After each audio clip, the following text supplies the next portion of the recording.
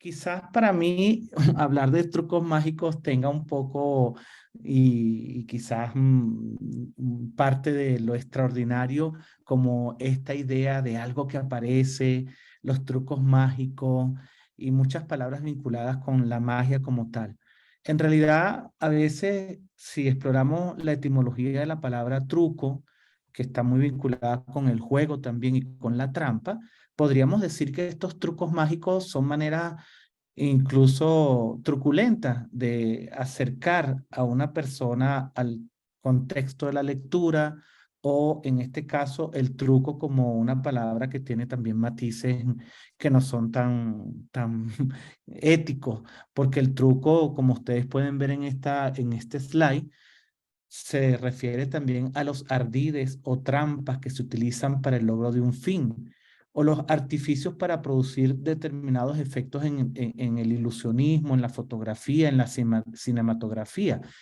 La palabra magia también está vinculada con muchas raíces latinas, griegas e incluso persas.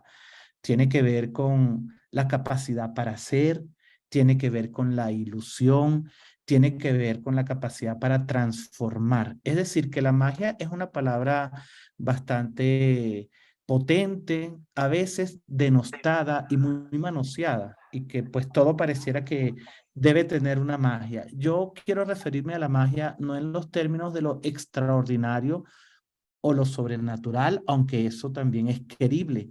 La magia ha estado vinculada con la religión también, ha estado vinculada con muchos sistemas de adivinación, ha estado vinculada también con la prestidigitación, que es aparecer cosas ante los ojos de alguien que los ve con asombro, también tiene que ver con el ilusionismo, o sea, es decir, la magia tiene mucho que ver con también el encanto y la capacidad de asombro. Y quisiera hablar de esta magia, de la capacidad que tenemos todos nosotros como mediadores, como seres humanos, incluso con instrumentos tan sencillos como nuestra voz, como nuestro lenguaje corporal, como con esos instrumentos tan sencillos podemos seducir, asombrar, atraer, conquistar a lectores que a veces son apáticos, a veces son renuentes, a veces están distraídos, a veces están inadvertidos de ese acto tan especial, yo diría que único y significativo, porque esta palabra es contundente en relación con la lectura,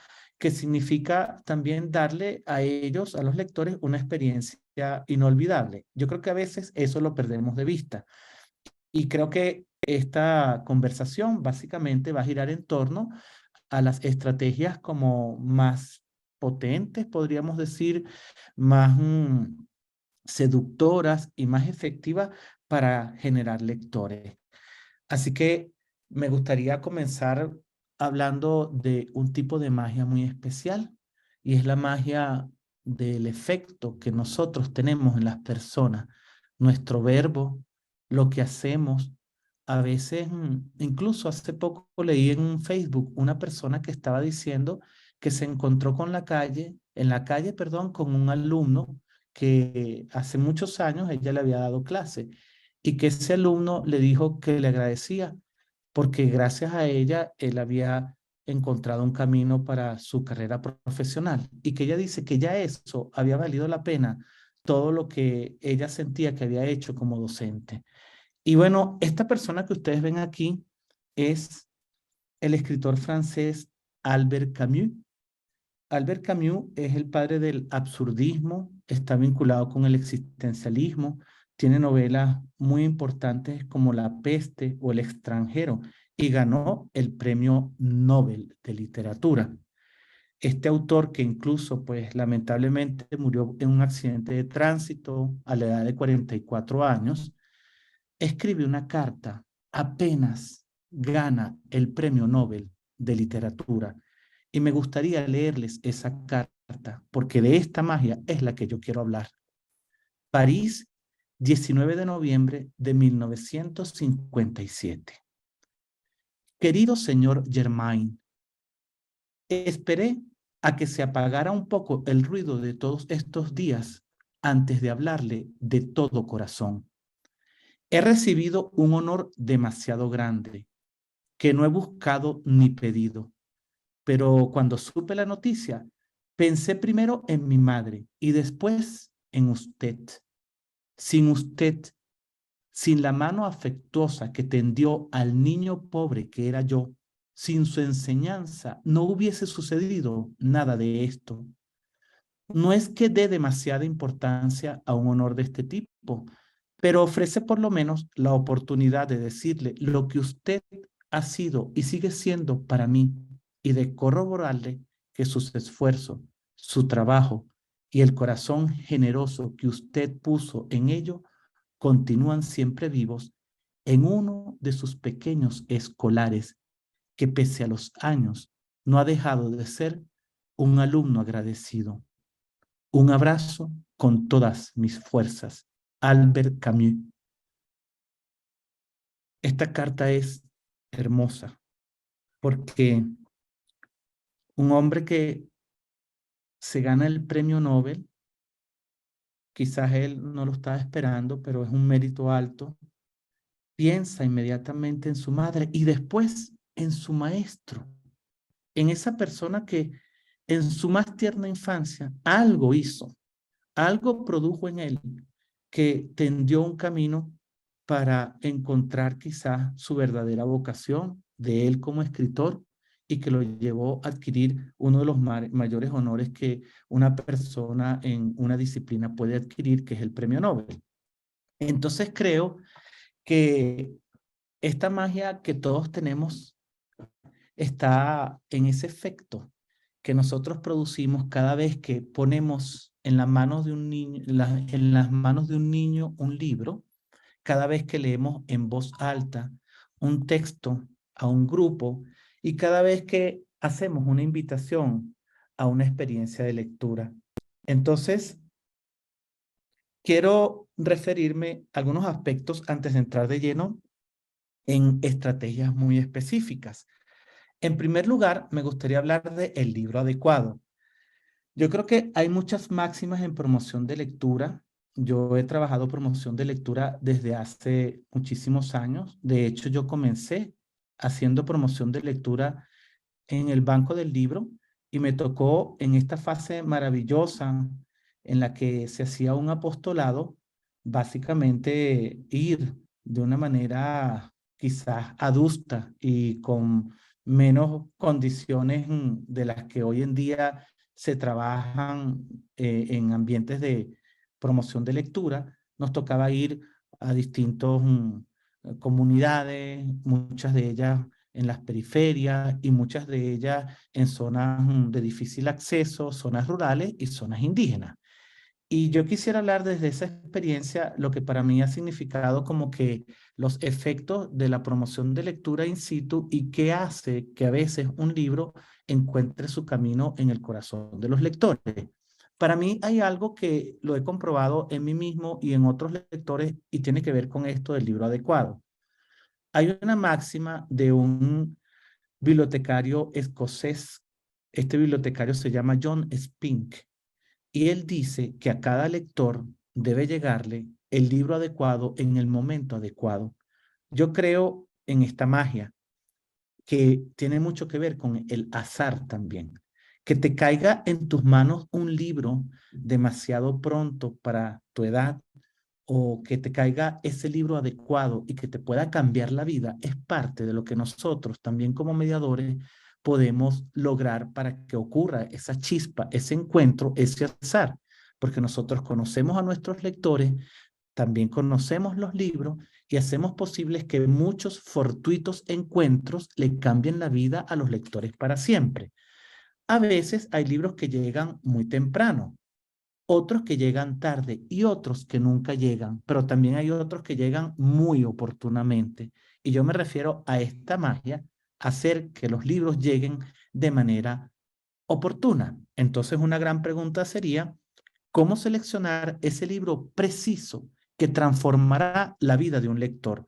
Yo tendría muchas posibilidades de responder esta pregunta, pero creo que también la dejo un poco para que ustedes reflexionen. Para mí, pues una de las grandes que debe tener una intuición desarrollada y conocer muy bien ese abanico de libros que son imperdibles, por así decirlo, y que seguramente van a conquistar ese corazón de un lector que probablemente no lo está esperando, esa lectura, y que le puede cambiar la vida para siempre. Por eso yo creo que la selección de un libro tiene mucho que ver con esto que es el efecto que un libro causa en el lector.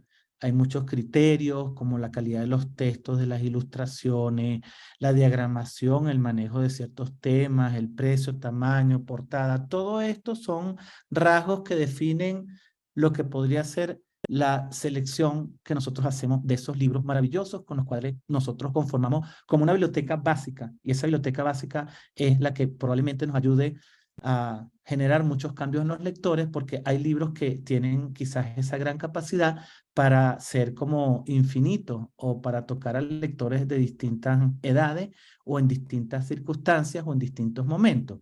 Creo que esos grandes clásicos o los clásicos contemporáneos específicamente son libros que pueden tener este efecto, y libros producidos actualmente también pueden generar este efecto en los lectores. Yo dejo esta cita de Elizabeth Fitzgerald que habla acerca de qué mirar en un libro, y ella habla en algún momento de la experiencia de la lectura, y dice así que el principal objetivo de la literatura es deleitar, es decir, encantar. Pero este deleite significa algo más que un placer fácil. Es algo más profundo, algo que expande nuestra imaginación y aumenta nuestra percepción. Yo creo que hay un lema muy vinculado con la lectura que en algún momento fue bastante popular, y es que leer es un placer, y es verdad. Y la lectura y la literatura deben deleitar, encantar. Pero tenemos que entender qué significa eso de deleitar y qué significa eso de encantar, porque encantar es una palabra que tiene mayor eco y reverberación. Es decir, no es solamente que te quedes en la superficie, sino que te encante en lo más interno de ti. Y creo que esta cita nos abre la puerta para muchos puntos que vamos a tocar a lo largo de esta conversación. Esta imagen es la de un chico que está entregado a su lectura, ha creado su burbuja, ha logrado hacer el proceso de inmersión en el libro y está allí atado, apasionado. Quizás no le importa el ruido externo, no le importa lo que esté pasando a su alrededor, y está allí sumergido en ese libro. Si nosotros nos sumergimos un poquito en su cabeza, podríamos escuchar esto que él está allí diciéndose a sí mismo: este libro me atrapó, o este libro es maravilloso, o qué buen libro, o estoy encantado. Esto sucede porque este libro ha tocado su interés lector. Esta es una palabra clave. Creo que parte de lo que nosotros formamos en esta intuición es reconocer cuáles pueden ser los intereses de los lectores. Hay muchos intereses que se despliegan por las edades, que se despliegan también por las aficiones, que se despliegan porque pues también hay vasos comunicantes entre lo que los niños hacen en su vida cotidiana y sus apetitos lectores. Por tanto, creo que es muy importante que nosotros pongamos el acento en los intereses lectores. Cada cabeza es un mundo, y podríamos decir que si pensamos de esta manera, habría libros muy particulares para lectores muy particulares, y esto efectivamente es así. Creo que hay un libro muy particular que toca a un lector muy particular, pero también podríamos decir que cada cabeza es un libro, y si jugamos más con las palabras, podríamos decir que cada libro es un mundo. Entonces, lo que le estamos regalando a ese niño, a esa niña, cada vez que le damos un libro, le estamos regalando un mundo, y cada mundo es muy particular. Entonces, estamos nutriendo su imaginario con ese libro, pero a su vez también lo estamos sujetando al placer, a la maravilla, a la capacidad que la ficción tiene para hacerte vivir un mundo, otro, para que tú entres sin darte cuenta y que de repente estés en otra realidad, que tu cuerpo esté sentado en una silla, pero tu mente pueda estar en el fondo del mar, en otro planeta, en una cueva, en un campo, en un desierto, en un país extraño. Y eso creo que es la maravilla de la ficción, hacerte vivir esos mundos otros. Y también hay una frase que a mí me gusta mucho que la dice justamente el autor de una saga que se ha popularizado especialmente por la serie de televisión, que es Game of Thrones. Y él dice que un lector que no, una persona, perdón, que no lee, vive una sola vida. Y una persona que lee, vive 1000 vidas. Es decir, que con la lectura tú tienes la capacidad de abrirte a otros mundos y conectarte con otros personajes.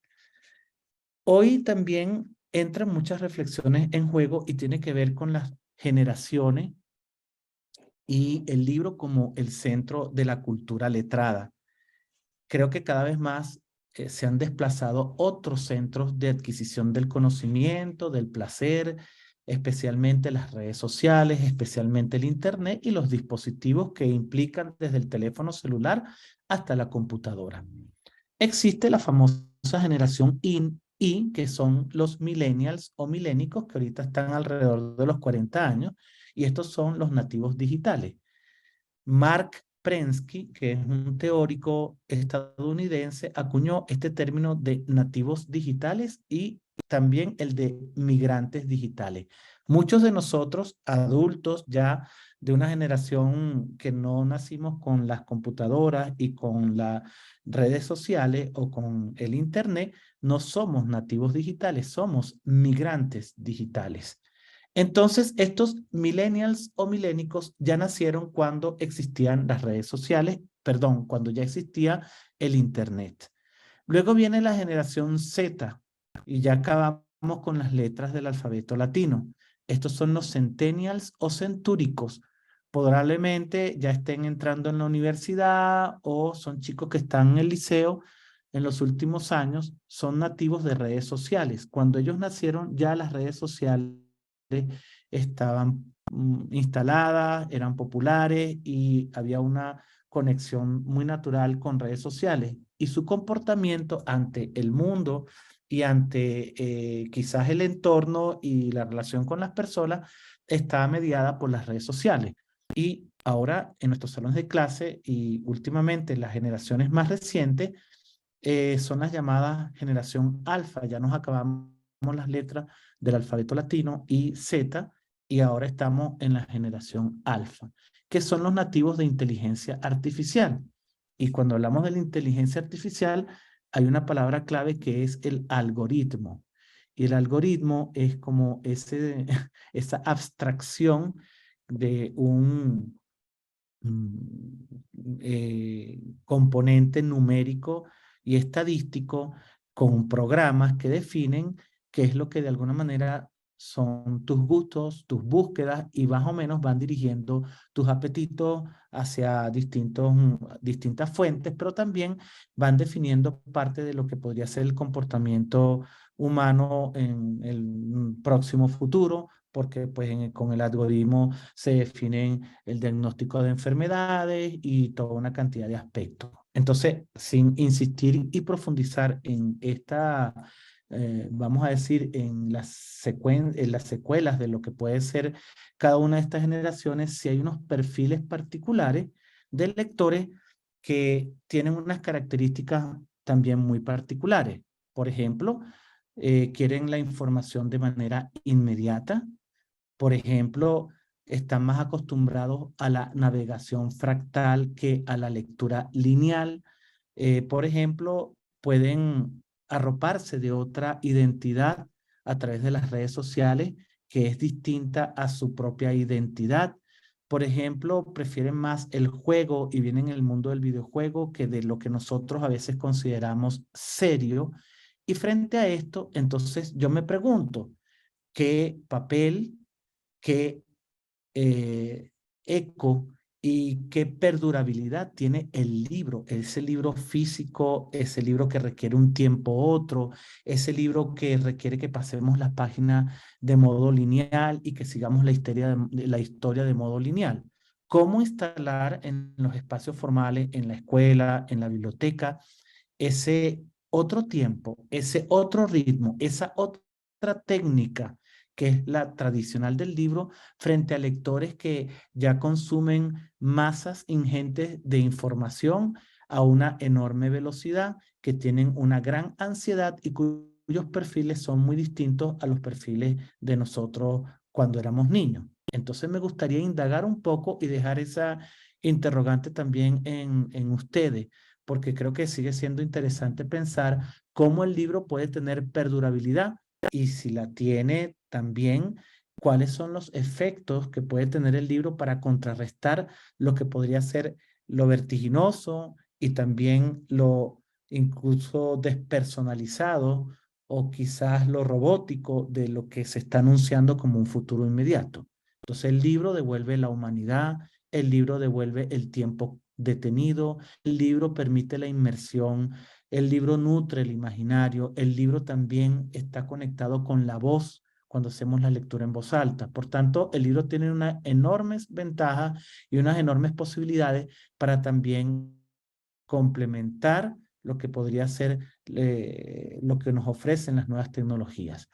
Esto es las estadísticas de lo que son las redes sociales en cuanto a usuarios. Creo que ya esta lámina yo la he mostrado en otras oportunidades. Esta es la más reciente suite y nos dice, por ejemplo, que Facebook tiene 2.910 millones de usuarios activos. YouTube tiene 2.562, WhatsApp 2.000 y, por ejemplo, TikTok tiene 1.000 millones de usuarios activos. Si pensamos en términos de geografía, de estadísticas y de países, China, que es el país más poblado del mundo ahorita, porque dentro de poco será la India, tiene 1.402 millones de habitantes y la India tiene 1.180 millones de habitantes. Es decir, que si pensáramos que Facebook es un país o TikTok es un país o YouTube es un país, serían los países más poblados del mundo o estarían entre los países más poblados del mundo. La cantidad de horas a que están sometidos los niños, adolescentes y adultos también al consumo de las redes sociales, a la interacción con las redes sociales, al uso del Internet, son un promedio que sobrepasa las 2 horas y media diarias de esa cantidad de ingente de usuarios que hay. Entonces, vuelvo otra vez a la pregunta. ¿Cuál es el rol del libro? ¿Cuál es el papel del libro? ¿Cuál es el papel de la tecnología tradicional en competencia? Y bueno, quizás la palabra en competencia no sea la más correcta, en complementariedad con lo que están ofreciendo las redes sociales, que seducen, que crean adicción, que someten a muchos usuarios a largas jornadas de conexión e interactividad. Entonces, el libro no la tiene fácil porque existen muchos distractores y existen muchos otros productos culturales que no solo son los tradicionales de las tecnologías como el videojuego, sino, por ejemplo, los libros interactivos o quizás los mismos podcasts que están también seduciendo a los lectores. Es decir, que antes era como el libro el centro de toda la atención y en gran parte de la cultura libresca y en gran parte de la cultura en términos generales. Hoy cuando hablamos de distintos productos hay derivaciones muy interesantes y variadas. Por tanto, creo que la idea sería cómo recuperamos nosotros como mediadores ese papel del libro, no como pues un dictador y aspirar a que sea el único presente dentro del ecosistema de los lectores, sino que tenga preponderancia y no quede sepultado ante tantos estímulos. Es un reto, yo lo sé, y creo que ese reto se puede superar fácilmente si ponemos empeño, si logramos interacciones ricas, si además de eso nuestras puestas en escena en los escenarios que son tradicionales o en persona son lo suficientemente atractivas. Esta generación no conocieron la vida sin Google, sin Facebook, sin las pantallas, sin Instagram y sin TikTok. TikTok, bueno, ya es como decir la plataforma que conquista a muchísimos de las generaciones más jóvenes. Nosotros somos más de la generación Facebook y hay una generación intermedia que es de Instagram, porque incluso las redes tienen básicamente su perfil generacional. Tampoco conocieron la vida sin Amazon, WhatsApp, Kindle, YouTube, Photoshop, Netflix, Uber y los dispositivos como Alexa, que son por comando de voz. Entonces, piensen o pensemos por un momento cómo era nuestro ecosistema cuando niños y adolescentes o jóvenes adultos y cómo es y cómo está creciendo el ecosistema lector de un niño de 10, 8, 12, 15 o un adolescente hoy en día.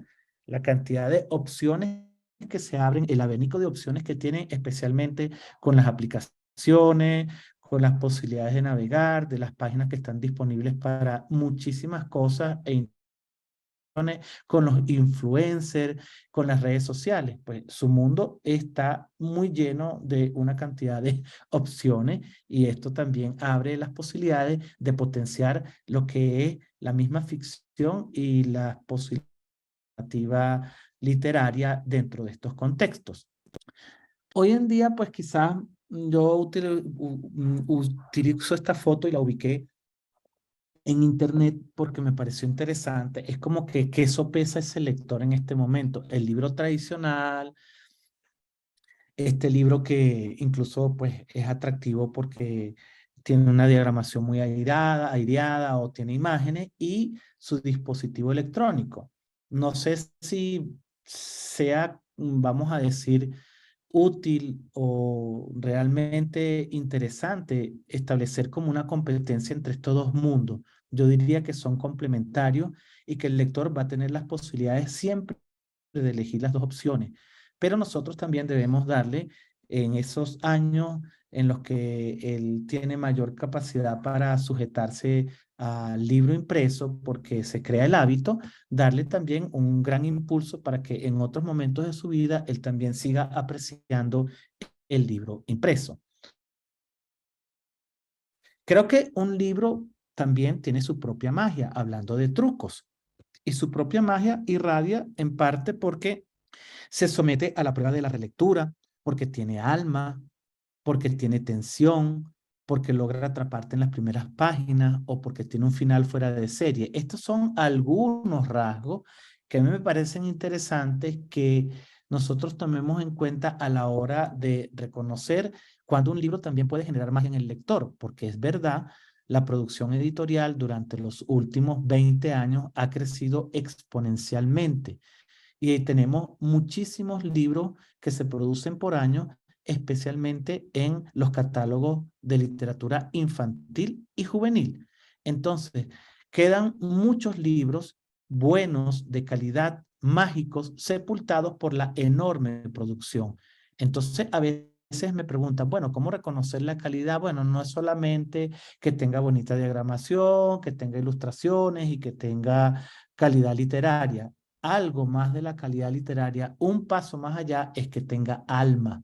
No todos los libros tienen alma, no todos los libros tienen tensión, no todos los libros te atrapan, no todos los libros se someten a la prueba de la relectura, no todos los libros tienen un comienzo que te deja sin aliento o un final que te deja asombrado. Creo que estas características son importantes para tomar en cuenta a la hora de escoger esos libros que puedan generar la chispa en el lector. La figura del mediador es muy importante. Nosotros somos todos mediadores de lectura. El padre que está en la casa, el bibliotecario, el docente que está en el aula, todos somos mediadores de lectura, incluso los promotores que están en las editoriales, los mismos editores que ya editan el libro, los libreros. Hay una responsabilidad del mundo adulto, todo el mundo adulto, no es solamente del maestro, no es solamente del bibliotecario, no es solamente en el hogar, ese mundo adulto de generar esta nueva generación de lectores, de construirla. Entonces, para construirla tenemos que tener algunas características o algunos rasgos particulares. Por ejemplo, debemos reconocer la calidad de un libro y no dejarnos seducir por los envoltorios. Debemos identificar cuál es la estrategia que más se ajusta a cada libro. No todos los libros pueden funcionar con una lectura en voz alta. No todos sirven para una lectura silenciosa sostenida. No todos funcionan para hacer una lectura de imágenes. Entonces, cada libro demanda su propia estrategia y esto es algo que debemos reconocer. También debemos ser asiduos lectores de libros y buscar información adicional, ir más allá de lo que es tener el libro en las manos, también informarnos acerca de esa vida, esa trayectoria, ese pedigrí, por así decirlo, de cada libro que tenemos en nuestras manos. Yo utilizo este cuadro porque me permite hablar de los espacios formales y los espacios no formales. En los espacios en los que el lector lee, y utilizo la escuela porque es como el más gráfico, y el fuera de la escuela porque podríamos hablar también, por ejemplo, en la habitación, que sería un espacio no formal. En la escuela nosotros utilizamos mucha lectura instrumental. ¿Qué quiere decir instrumental o interesada? Bueno, que es una lectura que busca que el chico aprenda algo o que subraye algo o que haga un test de comprensión lectora. También muchas lecturas se realizan con presencia del profesor y a veces no se utilizan los textos completos, sino fragmentos. Hay enorme presencia de la prescripción lectora, es decir, que se mandan algunas lecturas en particular. Creo que hay un micrófono encendido, si por favor chequean que estén apagados sus micrófonos. Y entonces esta prescripción lectora es como un signo característico de los espacios formales, porque tienes que leer esto porque lo dice el currículum, esto lo tienes que leer porque es conveniente, esto lo que tienes que leer porque yo lo leí cuando era pequeño. Es decir, no hay una libertad plena para que el lector lea lo que se le da la gana. Y también muchos de estas lecturas que se hacen tienen que ver con aspectos o problemas del mundo real, para que el chico aprenda algo o pueda resolver algo. En cambio, en los espacios no formales, la lectura es no instrumental, a veces improductiva, se hacen de manera individual e independiente y se leen las lecturas completas. No hay prescripción, se hace de manera autónoma, se hace porque yo quiero leer lo que yo sienta ganas de leer, lo hago en un mundo quizás muy más íntimo, y además de eso, muchas veces son libros o lecturas que no estarían jamás como avaladas por la lupa de un adulto. Entonces creo que esas son reflexiones importantes porque a veces queremos llevar a la escuela todo esto que podría ser la formalidad de la lectura, y más bien nos convendría entender cómo los lectores operan en su intimidad y en los espacios no formales para traer eso de la informalidad, que es la libertad para leer, que es las lecturas literarias completas, que es la improductividad de la lectura, etcétera, etcétera, al salón de clase. Creo que para nosotros es importante, si queremos avanzar en estas ideas, reconocer que la literatura infantil tiene una importancia suprema. Si no, no estaríamos aquí ingresados en esta aula virtual para hablar acerca de, bueno, o escucharme a mí acerca de los trucos mágicos. Entonces, la literatura infantil, claro que consolida el hábito lector. No lo hace de manera expresa, pero sí un chico una chica que leen con frecuencia consolidan su hábito lector, porque la literatura infantil es como el primer puente, el primer paso, la primera puerta hacia la literatura, que puede ser un poco más compleja. Sigue siendo literatura. Ofrece experiencias placenteras, amplía la imaginación del lector, especialmente porque quizás, creo yo, una posible explicación es que en la literatura infantil conviven o se da rienda suelta a la fantasía. Y creo que esta capacidad que se va perdiendo a medida que la literatura se va volviendo más adulta es muy importante porque nutre el imaginario del lector. La literatura infantil establece puentes entre otros libros, hace que el lector entusiasmado pase a otros libros similares, permite generar espacios de expresión porque el lector puede hablar, conversar sobre el libro o escribir con escritura creativa sobre el libro. Podemos viajar desde la comodidad del asiento, desde nuestra comodidad o tranquilidad o confort, no solo del asiento, sino de la cama, de la hamaca. Podemos viajar a distintas partes del mundo. Yo creo que esto es uno de los grandes efectos que tiene el libro y la ficción. Llena nuestra necesidad de vivir experiencia. Todos en la infancia y en la adolescencia, queremos vivir experiencias. Muchas veces no las vivimos en carne propia, sino a través de los personajes de ficción. Estamos hablando aquí principalmente de la ficción, pero también la no ficción es fundamental para la consolidación de los hábitos y de un lector y la construcción de un lector. Y la literatura también nos informa del mundo y del ser humano. Creo que algo fundamental también es que los libros nos dan compañía durante toda la vida. Y hay compañeros que son muy fieles y que en todos los momentos que quizás tenemos esos tiempos muertos, cuando estamos esperando en el consultorio, cuando estamos en un aeropuerto, 2 horas de espera, 3 horas, un libro siempre nos da una gratificante compañía.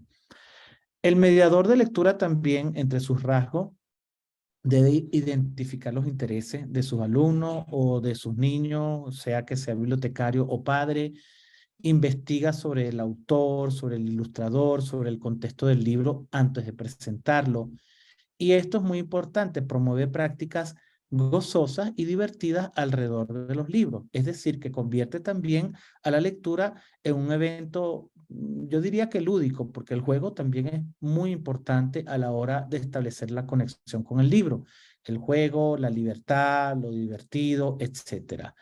Y utiliza estrategias que amplían esa imaginación y la creatividad. Entonces, ahora sí vamos a entrar de lleno en lo que podrían ser esos trucos mágicos. Hablemos de trucos mágicos que podrían ser estas estrategias de las cuales voy a hablar también de una manera muy sucinta.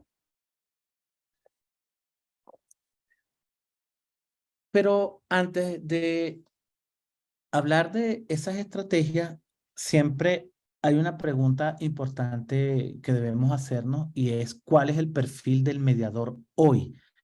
Después que hemos hablado del impacto de las tecnologías, de los cambios sustanciales que han ocurrido en los perfiles de los lectores y del ecosistema lector, ¿cuál es ese perfil del mediador? Yo he dado algunas pistas, pensemos nosotros también cuál es el perfil que define a un mediador contemporáneo. Yo creo que independientemente de lo que podamos escarbar o explorar para tratar de encontrar características de ese perfil, siempre hay máximas que son útiles y son universales y yo diría que, bueno, eternas, como el hecho de que el libro debe llegar en un momento adecuado. Pero además de esas máximas, hay como otros preceptos, por así decirlo, de la promoción de lectura. Y yo creo en dos figuras geométricas fundamentales. Una de ellas es el triángulo de la mediación, y el otro es el círculo mágico, hablando de magia, de la lectura. En el triángulo de la mediación nosotros tenemos 3 vértices. En uno está el libro, en otro está el lector y en el otro está el mediador. Entonces, esa figura del mediador es capital para producir el encuentro o el desencuentro entre niños y libros. Yo creo que entonces el perfil del mediador se acerca mucho a entender que es un mediador entre el niño y el libro y que esa mediación debe tener la suficiente calidad y calidez para que ese encuentro sea siempre significativo y sea trascendental. El círculo de la lectura es fundamental porque creo que en nuestro ADN, más que la lectura, porque la lectura de alguna forma requiere una destreza de un lenguaje codificado que es mucho posterior a la palabra, el ADN del ser humano está vinculado con ese deseo, esa maravilla para escuchar una historia. Y el círculo de la lectura, ese funciona siempre cuando un adulto, con su libro, con su voz, con su encanto, puede seducir a todos esos lectores que están allí escuchando esa lectura que él realiza con la técnica que sea, porque existen muchas, no solamente la lectura en voz alta, sin ninguna herramienta, puedes leer con el libro, puedes leer con el Kamichibai, puedes leer con un videobeam. Siempre el libro como soporte tiene distintas posibilidades, pero el acto mismo de la lectura es el que logra crear esa magia entre ese adulto y esos niños. Creo que pues hablando básicamente de las estrategias y de los trucos, la figura del mediador, que es fundamental, tenemos algunas que pueden ser significativas. Para mí, la lectura en voz alta, la conversación, la lectura de imágenes, la escritura creativa, la exploración de sentimientos y las preguntas poderosas. Este es un pequeño mapa de estrategias que yo considero que son esos trucos mágicos, y ahí pongo el sombrero, porque pues es como una imagen que ayudaría a entender un poco como eso que sale del sombrero del mago y que te hace asombrarte. Entonces somos como hasta cierto punto prestidigitadores, somos magos, somos ilusionistas, porque estamos encantando al lector, generando en ellos el asombro y seduciéndolos para que ellos entren de manera natural y fascinante al mundo de la palabra. Entonces, me gustaría hablar primero de la lectura en voz alta, que para mí es la estrategia mayor, es como la mamá de las estrategias. Si alguien me dice, mira, Fanuel, ¿cuál es esa receta, la varita mágica para formar lectores? Yo sin duda les diría que la lectura en voz alta. Y eso requiere pues algunos presupuestos mínimos, como seleccionar el libro, porque no todos los libros pueden funcionar o funcionan para una lectura en voz alta. Ese es algo fundamental. Debemos preparar ese libro, leerlo muchas veces, incluso en voz alta para nosotros mismos. Modular, proyectar y entonar, no hacer una lectura plana. Hay muchas técnicas, como yo les había dicho, desde el kamichibai, el bidobin o el teatrino, cuando se tienen imágenes para poder trabajar esa lectura en voz alta. Y yo creo que algo importante es cerrar la sesión. Puede ser con preguntas poderosas, pero no dejar el libro como inconcluso, esa experiencia. Obviamente ustedes pueden dejar el libro encima de la mesa, pero al menos esa lectura debe generar después en los lectores algún tipo de emoción. ¿Les gustó la lectura? ¿Qué les pareció? Ahora les voy a dejar este libro aquí, o pasar a una estrategia un poco más, vamos a decir, más como efecto de la lectura que acaban de realizar. Voy, aprovechando de que estamos hablando de este tema, a hacer la lectura de un libro que se llama Me fui en un caballo. Los textos son de María Baranda y la ilustración es de Estelí Mesa. Me fui en un caballo de noche muy lejos. Pasé por un bosque tan grande, tan negro. Llegué hasta lo alto del cielo y las nubes. Escuché una ballena cantar en el viento. Crucé 7 ríos de piedras gigantes. Había grandes barcas y peces enormes. Nadé por el aire de azules colores. Vi un campo blanco de lobos marrones. No tuve miedo del ruido del viento, del canto del trueno, de montes muy negros. Me fui en un caballo de noche muy lejos. Llegué hasta mi cama de luna y de cielo. El cielo me arrulla, la luna me canta. Papá dice, duerme, me besa y me tapa.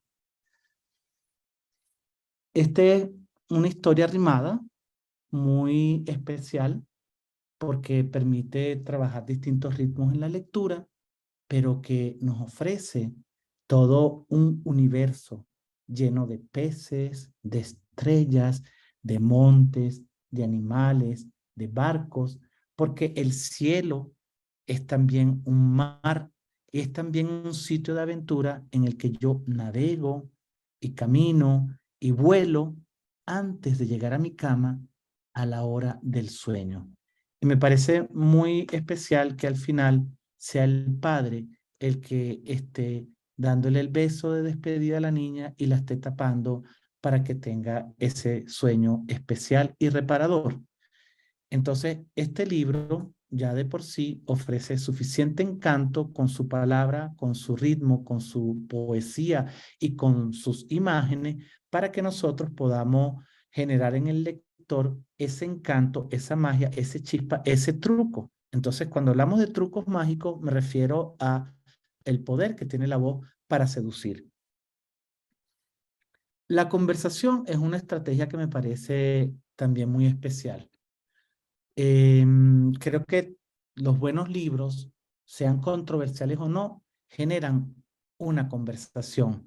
Y yo creo que esta es una estrategia que también es potente. Para mí es una estrategia que se puede utilizar con muchos libros y que además de eso puede generar la expresión verbal de los chicos. Entonces, yo tomo mucho como referencia un libro escrito por Aidan Chambers que se llama Dime, y él allí establece cuáles son las coordenadas para plantear una conversación. A mí me gusta que en este libro hay una frase muy especial que él toma de una niña que dice, no sabes lo que piensas de un libro hasta que lo dices. Entonces, los libros permiten después de su lectura, que tú, todo lo que en tu mente está de forma como desorganizada o amorfa, tome algún tipo de molde cuando hablas y expresas lo que piensas de un libro. Hay muchas preguntas que son fundamentales para que ese lector hable acerca de ese libro. ¿Qué te pareció? ¿Cómo sabes eso que estás diciendo? ¿Qué cosa te gustó del libro? ¿Qué no te gustó? Son preguntas fundamentales para hacer que el chico o la chica puedan disparar un poco eso que tienen en su mente. Por eso generalmente se prefiere el uso de preguntas abiertas y la técnica de la repregunta se permite pues de alguna manera explorar interpretaciones del texto y sentimientos. También cuando tú compartes lo que lees, hasta cierto punto haces una construcción colectiva, porque entre todos llegamos a unas exploraciones y unas miradas del texto que no son las propias individuales. A veces incluso ves cosas que no has visto o cambias tu punto de vista. Existe en ese sentido una posibilidad que te ofrece la conversación y es pasar de esa lectura exploratoria, como podríamos decir en la superficie, a una lectura más profunda. Creo que las preguntas poderosas también ayudan muchísimo a conectar esta conversación. Algunas preguntas tienen patas cortas, otras preguntas tienen patas largas. A veces nosotros preguntamos lo obvio y creo que para desarrollar un pensamiento crítico y para trabajar la interpretación es oportuno saber formular preguntas. Hay preguntas que tienen mayor capacidad para responder. Si yo, por ejemplo, digo, ¿qué hora es? Tú me vas a responder, son las 15:25. Si yo, por ejemplo, pregunto, ¿te tomaste el té? Vas a decir sí o no. Pero si yo pregunto qué te pareció la película, entonces hay muchas más posibilidades de responder. ¿O por qué crees tú que este personaje hizo esto? Hay muchas más posibilidades de responder. Entonces, el cómo, por qué, estos pronombres interrogativos generan más posibilidades de respuesta. Entonces, creo que esta de la libertad de responder y la forma en que tú armas las preguntas disparan seguramente más posibilidades de sumergirte en las capas. Por ejemplo, aquí yo escribo algunos ejemplos. ¿Qué te gustó más de la historia que acabas de leer? ¿Qué piensas del final? ¿Con cuál personaje te identificas? Incluso puedes inferir qué te sugiere el título. ¿Qué harías tú en el mismo caso? ¿Qué otra historia o película te recuerda? ¿Qué cambiarías de la historia si fueses el escritor? Fíjense ustedes este tipo de preguntas. Entonces, hemos trabajado en distintos niveles, desde el literal hasta el crítico, sin que lo hagamos de manera, vamos a decir, explícita, pensando en todas las teorías de la lectura, sino que simplemente con preguntas poderosas estamos haciendo que el lector se sumerja en capas de significación muy distintas, que argumente, que se siente interesado por la historia, que además de eso indague un poquito más, etcétera. Y me gustaría para eso leerle otro libro que me parece muy especial, me gusta mucho, que se llama Mi abuelo el luchador.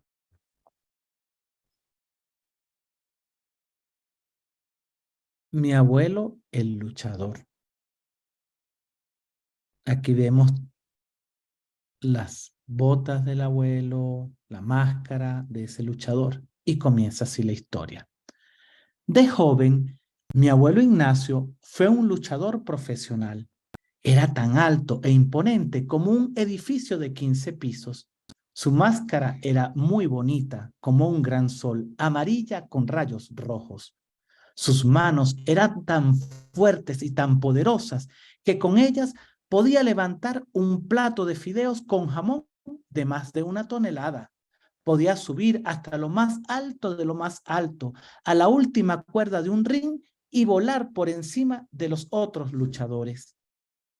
Mi abuelo Ignacio me contaba que una vez peleó contra 20 luchadores y los derrotó aplicándoles su llave maestra, la solariana.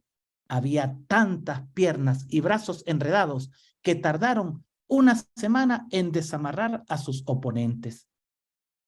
En otra ocasión, mi abuelo se enfrentó a un hombre lobo y cuando terminó con él, este era un dulce cachorrito. Después luchó contra vampiros que al final dejaron de beber sangre para tomar malteadas de fresa.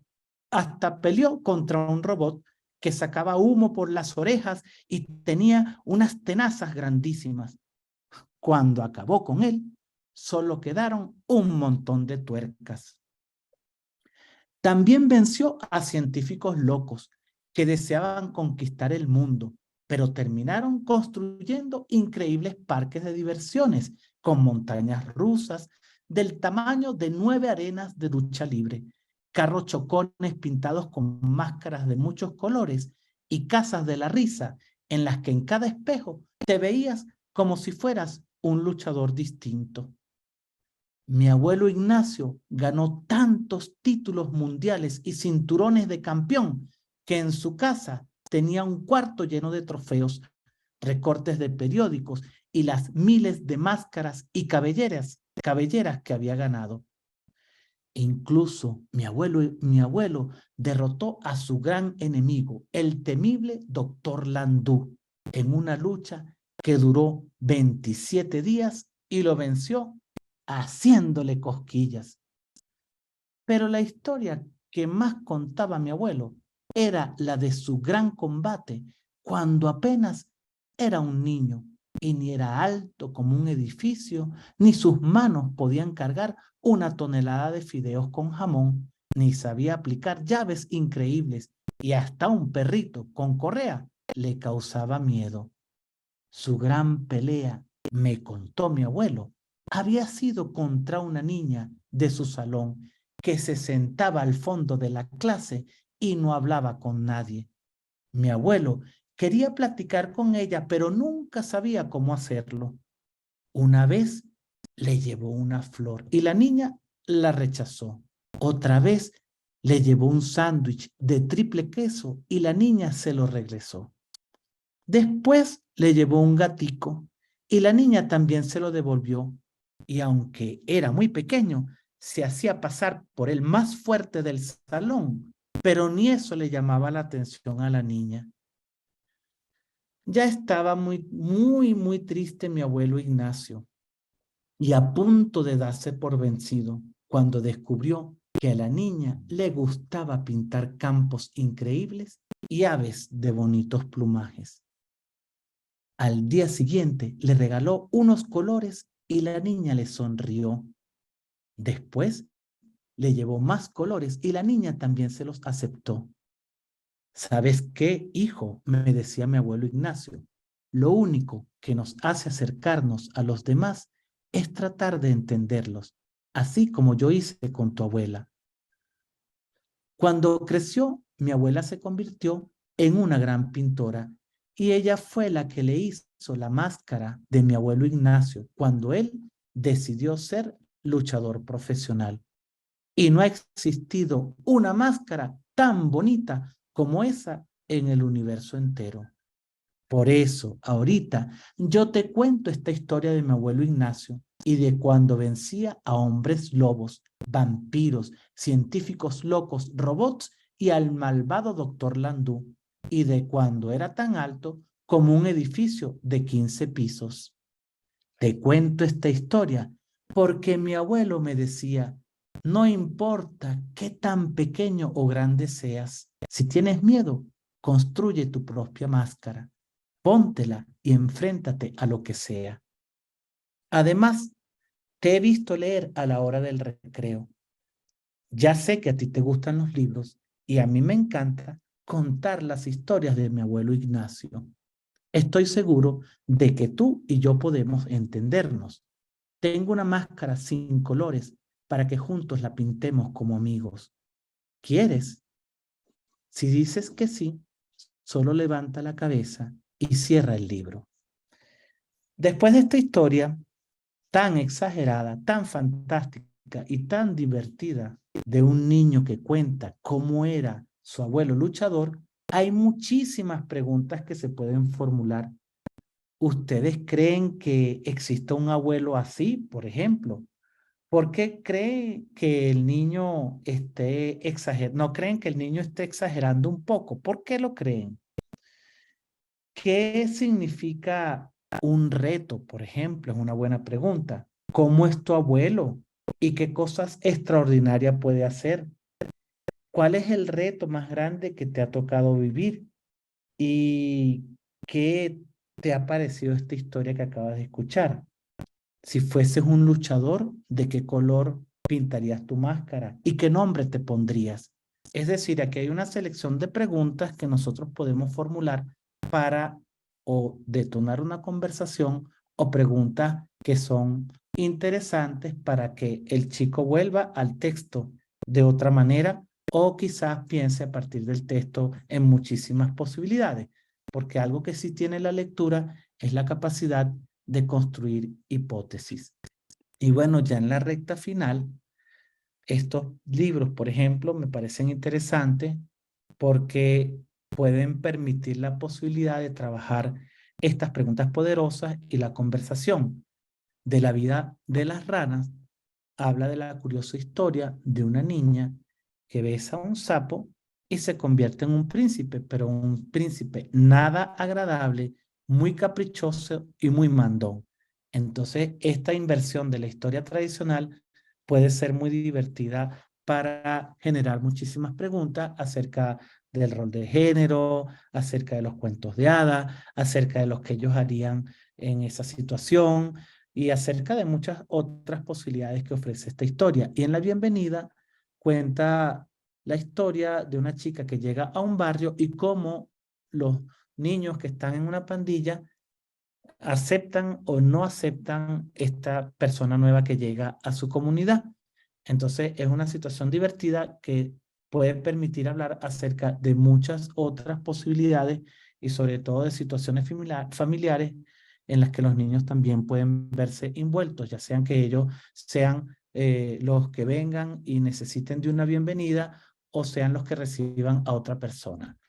Y bueno, lectura de imágenes me parece que también es una adecuada estrategia, es un buen recurso para trabajar, es un buen truco mágico para trabajar los libros, porque pues no necesariamente los libros álbum propician la lectura de imágenes. Hay muchos libros que tienen imágenes poderosas que van contando muchas historias que a veces están relacionadas con el texto, a veces amplían el texto o nos ofrecen otras posibilidades de ver el texto.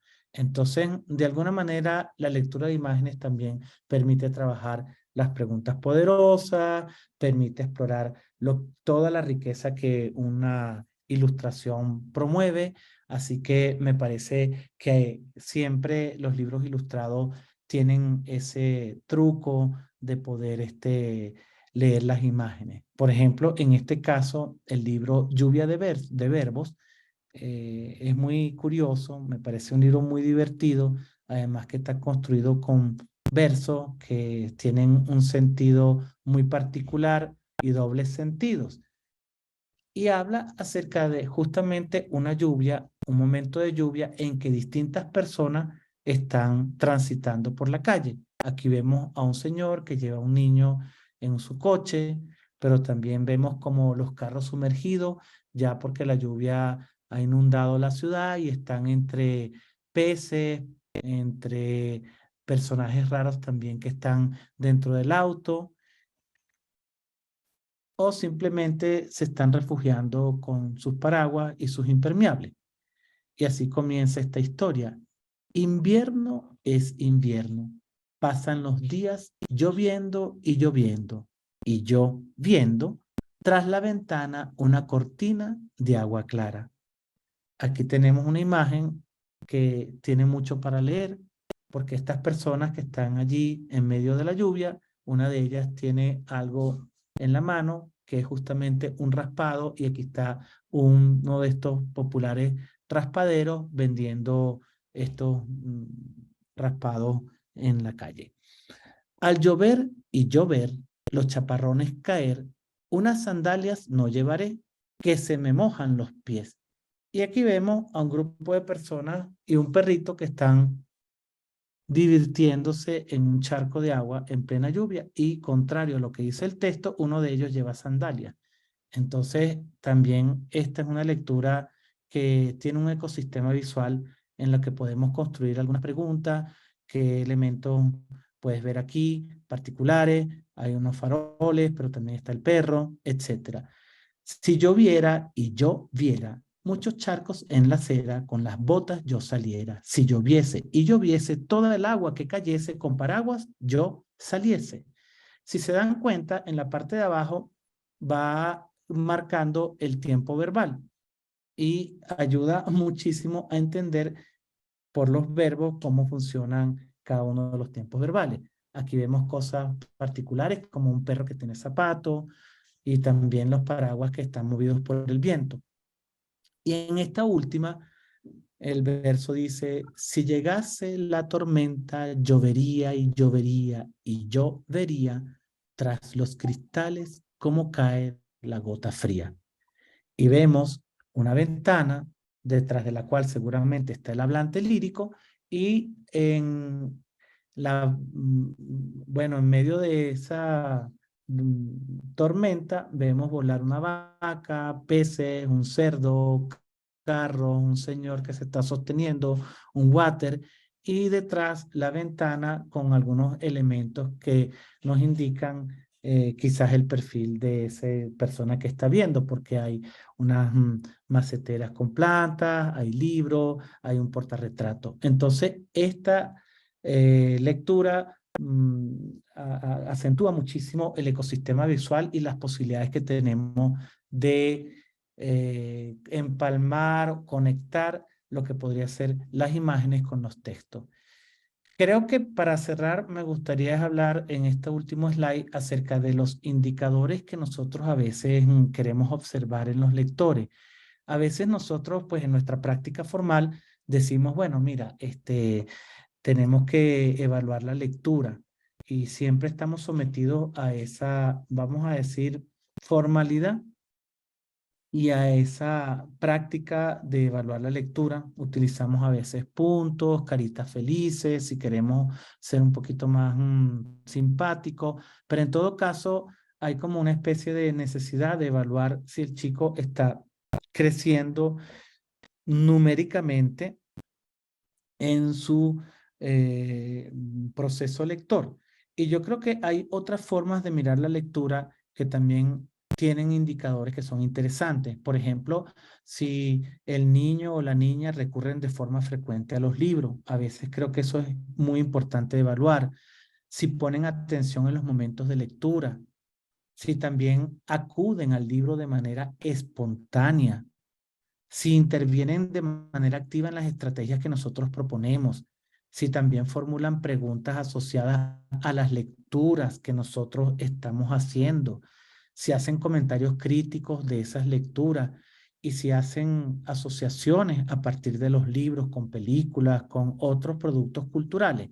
Creo que estos indicadores también incluso son mucho más acordes con lo que podría ser una mirada de la lectura que va más allá de una lectura que se evalúa, sino una lectura que se disfruta.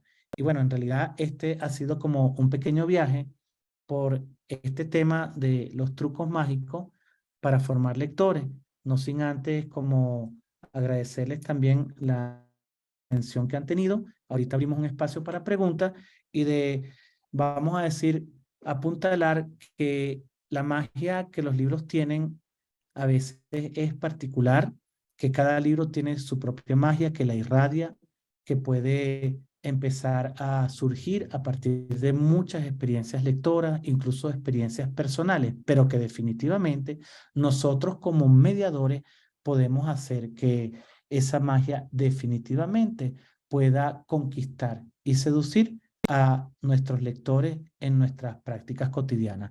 Entonces, agradezco mucho su atención. Los dejo con esta cita de Nucho Ordine, porque a veces nosotros decimos leer ¿para qué? Y él se pregunta, ¿para qué sirve la poesía? ¿Para qué sirve aprender latín y griego? ¿Para qué sirve visitar el Prado en el universo del utilitarismo? En efecto, un martillo vale más que un cuadro, un cuchillo vale más que una poesía y una llave inglesa vale más que una sinfonía. Es fácil entender la eficacia de un utensilio, mientras que es más difícil entender para qué sirve la música, la literatura o el arte. Y a veces, justamente, eso es lo que le da su mayor dimensión. Y creo que este es un buen pensamiento porque a veces, pues frente a tanto utilitarismo y frente a una economía de mercado y el consumo desmedido, sobre todo la conexión con las nuevas tecnologías, parece que el libro perdiera un sentido y yo creo que lo tiene enormemente. Gracias por su atención y bueno, dejamos espacio también para que algunos de ustedes, si tienen preguntas o comentarios, serán bienvenidos en este momento.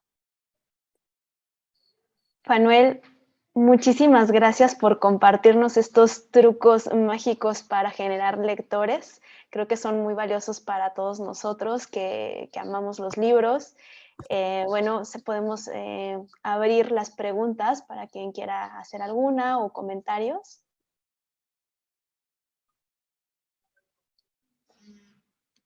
También lo puedes dejar en el chat si lo desean, sus comentarios o preguntas y yo voy siguiendo también el chat. Yo quisiera hablar. Sí, ¿quién es? Ada. Ana, ok. Sí, o sea, me ha encantado tu charla. Te vengo siguiendo y me parece que haces buenos aportes a este campo tan necesario que es el de la literatura infantil.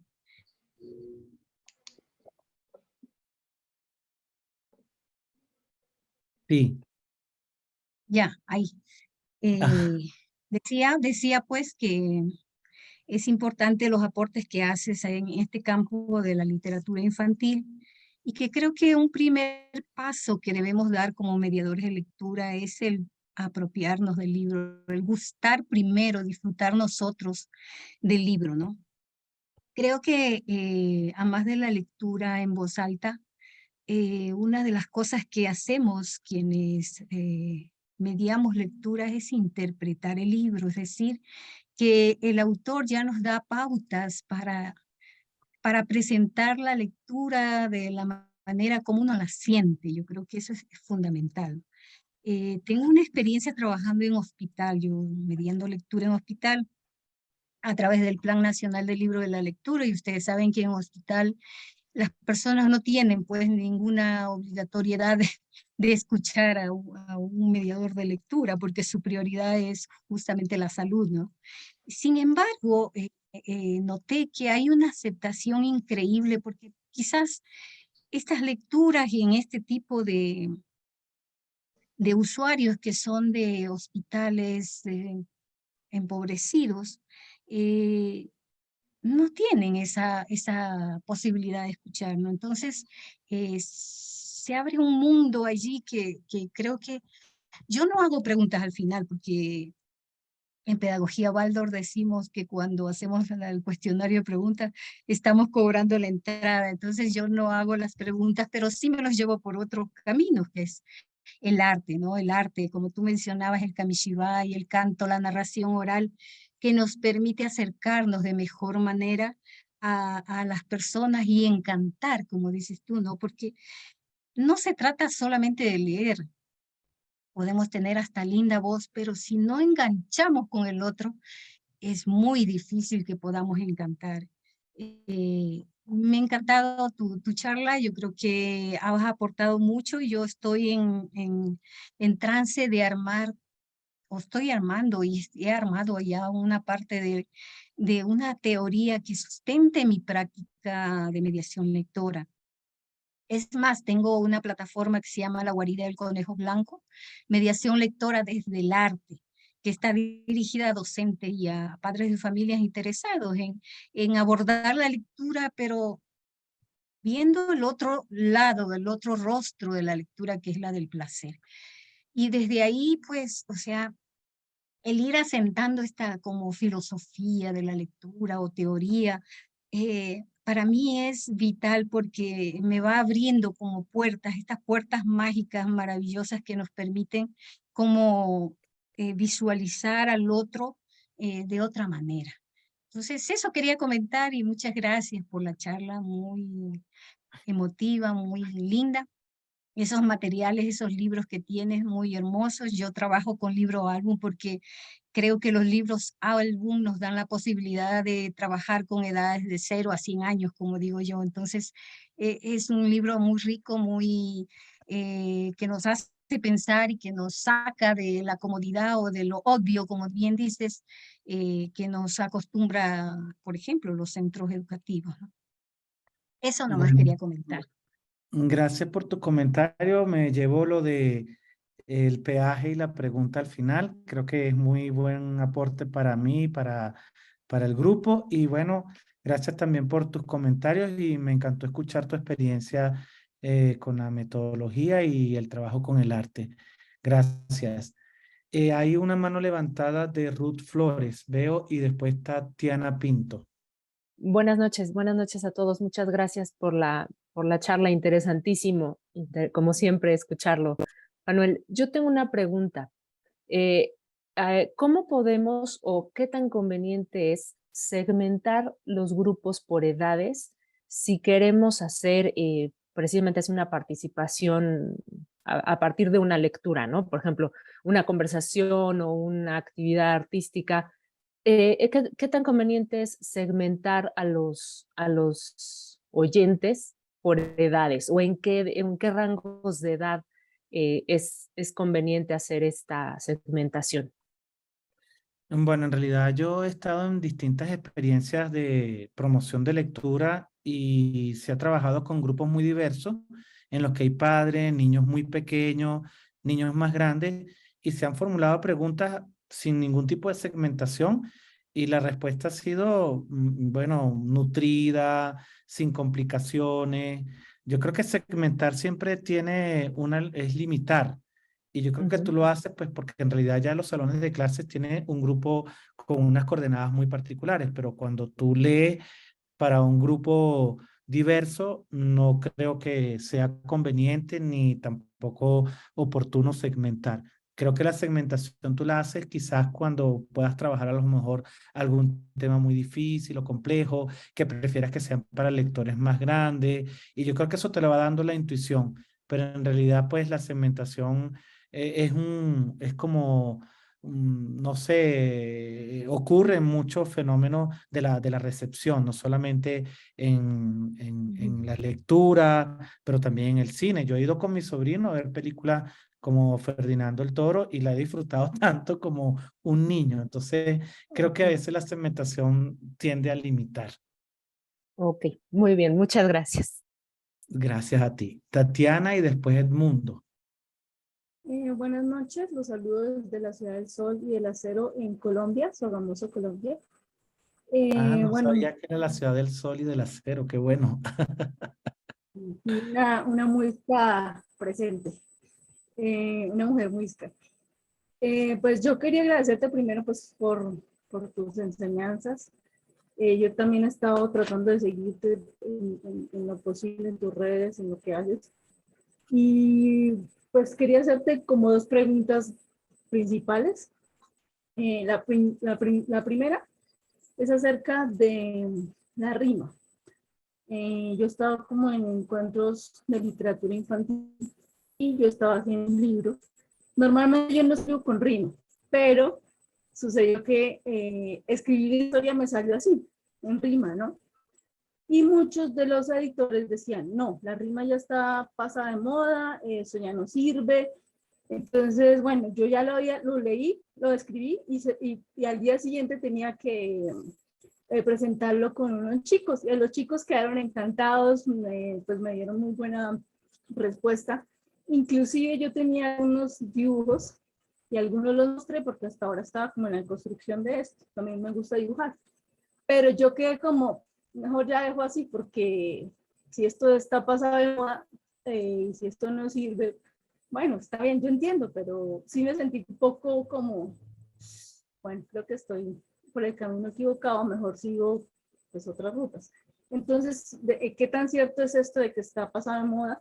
Porque yo he visto muchos libros hermosísimos como el que acabamos de ver, que es en rima, que me parece que guardan una esencia muy bonita y que más bien pues tienen esa gracia y esa musicalidad que a veces no tiene digamos, la poesía libre, que yo también la entiendo porque también la escribo, pero bueno, eso sería la primera pregunta, o sea, que en cuanto a la rima. Y la segunda, digamos, que sería, ¿qué opinas de leer con el cuerpo? Que para también en algunos encuentros que he tenido es controversial. Yo hago algo de danza, yo sufrí un accidente, pero hago danza inclusiva y pues digamos que estoy como marcada también por el cuerpo. Entonces cuando yo leo, a veces, más que todo para niños, muevo un poco como que, ¿sí? No sé si eso sea exageración o si crees que es prudente para también la promoción lectora, por ejemplo. Ok, bueno, con respecto a la rima, nunca está pasada de moda. La literatura tiene un encanto particular en la narrativa, fija las coordenadas de la ficción, de las estructuras, de los personajes, y en poesía tiene el encanto de la musicalidad, y la musicalidad se la da la rima. Entonces yo creo que la rima es fundamental, sobre todo nutre muchísimo otro aspecto que tiene que ver con esa dimensión de la palabra que también encanta enormemente, que no es solamente la musicalidad, sino también el ritmo, te seduce al oído. Entonces la rima a mí me parece que es fundamental. Quizá, pues, no sé por qué te habrán dicho eso que está pasada de moda, quizás sí, pues la poesía es como dentro del ámbito de la literatura infantil y también de la literatura en general, siempre tiene una presencia menor, pero yo creo que es porque hay menos... quizás un ejercicio profesional hacia la poesía, pero yo creo que los niños le dan una bienvenida enorme a la poesía siempre. Y con respecto a la técnica de leer con el cuerpo, yo creo que cada uno de los mediadores de lectura, especialmente los cuentacuentos o personas que se dedican a la lectura oral de historia, va adquiriendo su propia técnica. La técnica puede ser narrar sin libro, otra puede ser narrar utilizando mucho el cuerpo. Yo he visto muchos narradores que se valen del cuerpo o de las manos simplemente para hacer una puesta en escena de una lectura que ya conocen la historia de memoria. A veces se lee con el libro, a veces se lee utilizando un teatrino como el Kamichibai también. Entonces, cada quien tiene su técnica, va desarrollando su estilo. Si es encantador y tú ves que no distrae o termina siendo otra cosa, pues mira, desarrolla tu propia voz y nunca pues pienses que lo que otros te puedan decir que no funciona para ti no tenga sentido. Eso es lo que te podría decir. Muchísimas gracias. Tenemos la mano levantada de Edmundo y de Wilderson.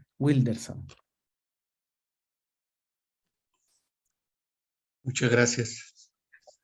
Muy amable. Saludos también desde la Ciudad de México. Gracias, Edmundo. Yo tengo esta percepción que inducir, fomentar la labor del mediador es cada vez más difícil. Está en razón de que estas generaciones, como bien las desglosaste, a través de los recursos de los medios electrónicos, tienen información, van por la inmediatez, pero este proceso es efímero, es volátil, de tal manera que no queda como quedan en nuestros libros, ¿no? Nuestros libros, el gozo de sujetar el libro, de abrirlo, de poseerlo, de oler la tinta, el papel, en fin, la textura, todo esto que enriquece los demás sentidos, fortalece el gusto por el libro. Y aún así, pues nos comprometemos a que nuestros pequeños se involucren. Sin embargo, también hay que verlo así, no riñe el que tengan el acceso a los sistemas electrónicos, porque esa imagen que tienes donde el pequeño está con un libro físico y un lector, puede ser le ayuda siempre y cuando todas sus dudas gramaticales le permite un acceso así inmediato a las palabras nuevas que él tendrá que incorporar, ¿sí? Porque eso le da una gran facilidad, enriquecer su acervo lingüístico. En fin, y es ahí donde estos recursos pues muy bien complementan esa tarea, ¿sí? Entonces hay que darle el balance, el equilibrio, porque tampoco se les puede cerrar. Y tú también lo comentabas. Sí, deben tener su acceso, porque es un mundo actual, es un momento histórico. En mi caso, pues fue otro momento. Sí, era físico el libro y demás. En fin, pero con esto quiero cerrar mi comentario y agradecer las recomendaciones de lectura, son bellísimas. Las ilustraciones lo hacen a uno volar, como yo les digo a los pequeños que con un libro tienen un boleto a donde quieran llegar, no hay que esperar en el aeropuerto, no van a pasar por la aduana, ¿sí? Y nunca van a ser rechazados siempre que quieran llegar al final. Y es esa expectativa de vuelo y de viaje les genera cierta inquietud. Son, como tú lo dices, ¿no? Cada quien va recurriendo a hacer sus propios recursos. Pero este es uno de ellos. Agradezco la oportunidad y felicitarles. Gracias.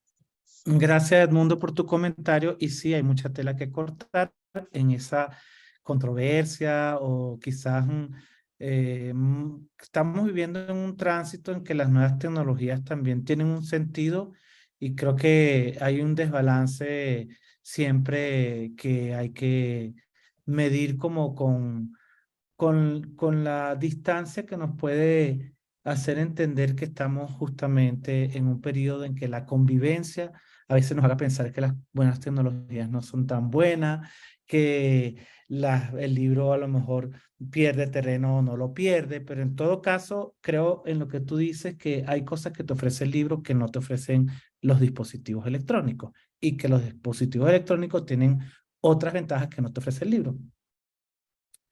Wildersan y también Ana Carlota está por allí. Bueno, muchas gracias. Buenas noches para todos. Agradecerte a ti, Anuel, por tus aportes, por tus conocimientos y asimismo a los que ya han participado haciendo sus aportes. Realmente los saluda Wilder Gallego Valencia desde la ciudad de Jerusalén, la ciudad de Popayán, ¿sí? Colombia. Soy estudiante de la Universidad del Quindío de Ciencia de la Información y la Documentación, Bibliotecología y Archivística, en donde Qué bueno. de esto de la archivística, amante de la archivística, se pasa a la bibliotecología, gracias a mi docente, Paola Pacanchique, una grandiosa docente que gracias a ella me hizo enamorar de lo que es la lectura, los libros, material bibliográfico y sobre todo la parte infantil.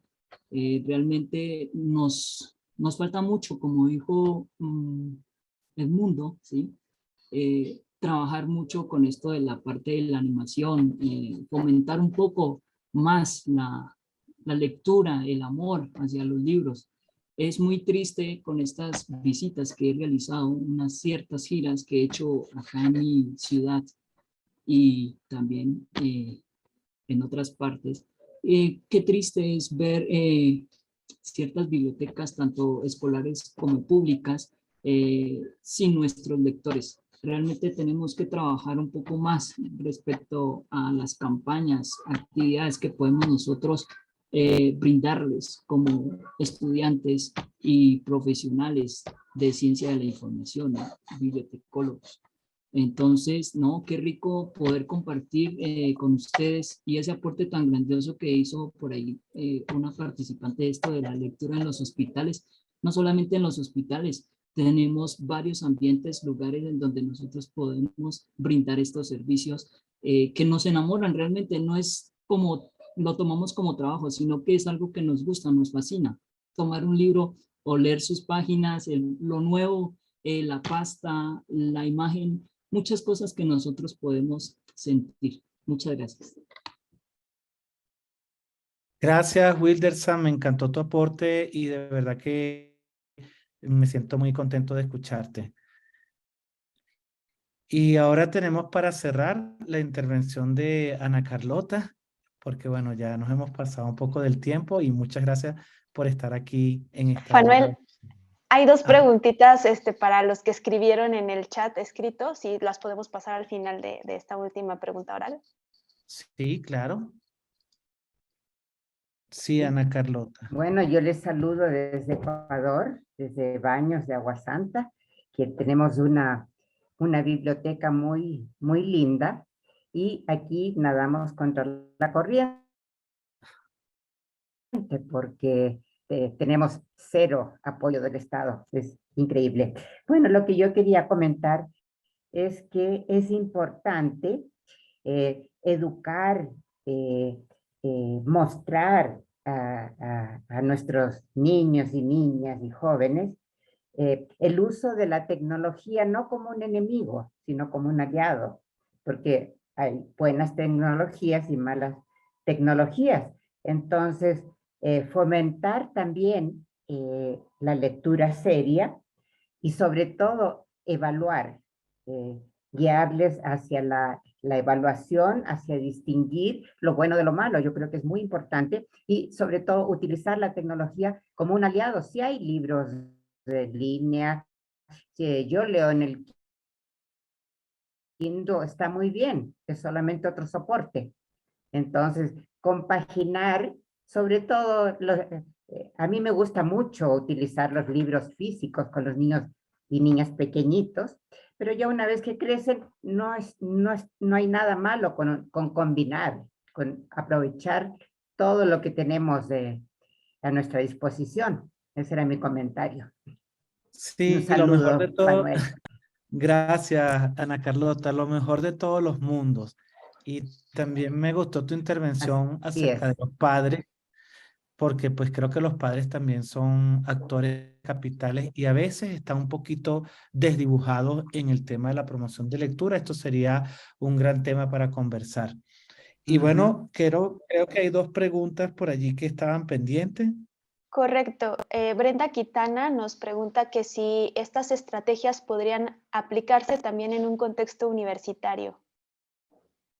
Muy buena pregunta. Yo siento que a veces uno cree que los lectores más adultos, y estamos hablando de universitarios, no se sienten fascinados, por ejemplo, por los libros álbum. Y yo lo he probado en distintos escenarios. Una vez entramos a un salón de clase que ya era de chicos de último de bachillerato y uno de ellos levantó la mano y dijo, ¿por qué los libros que son diseñados para nosotros no tienen imágenes? Y ya le quitan las imágenes. A nosotros nos encantan las imágenes.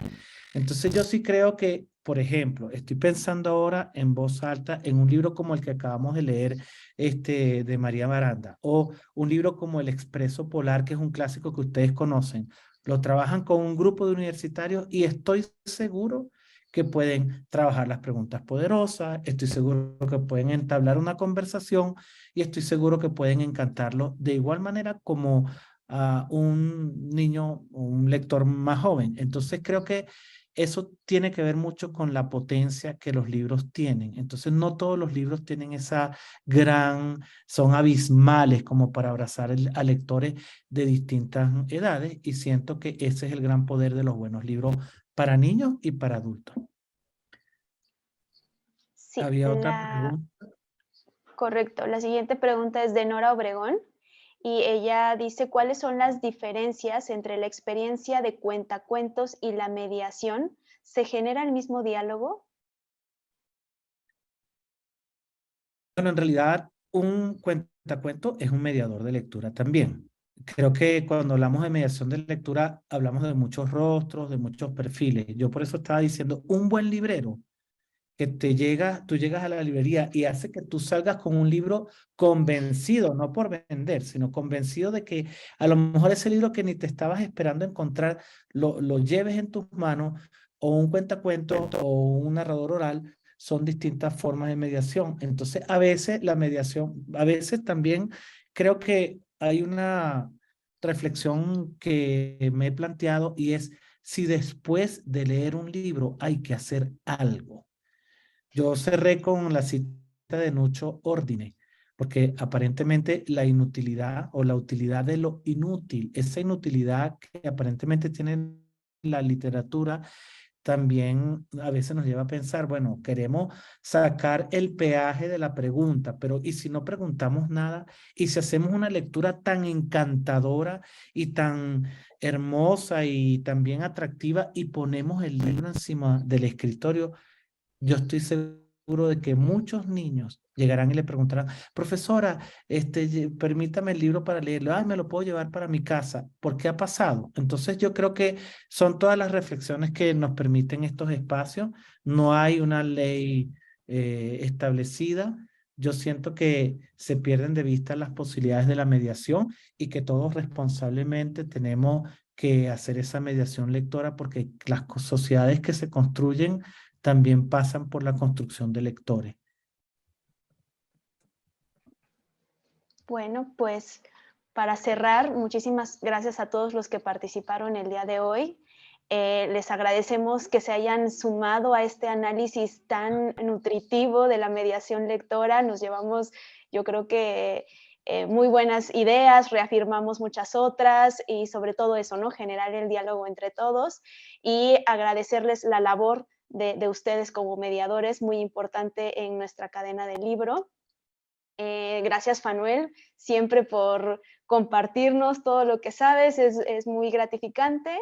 Y en cuanto a las novedades que tenemos en Ediciones El Naranjo, como el libro Lluvia de Verbos y el libro Me Fui en un Caballo, estamos muy emocionados, esperamos que esté ya en nuestra tienda en línea y disponible en 2 semanas más. Desde mañana vamos a empezar con algunos descuentos en nuestra tienda en línea, entonces los invitamos a que nos sigan en redes sociales, publicamos todas nuestras novedades y bueno, recursos como estos, pues los esperamos ahí. Muchísimas gracias a todos. Gracias, feliz noche y gracias por la escucha atenta de ustedes.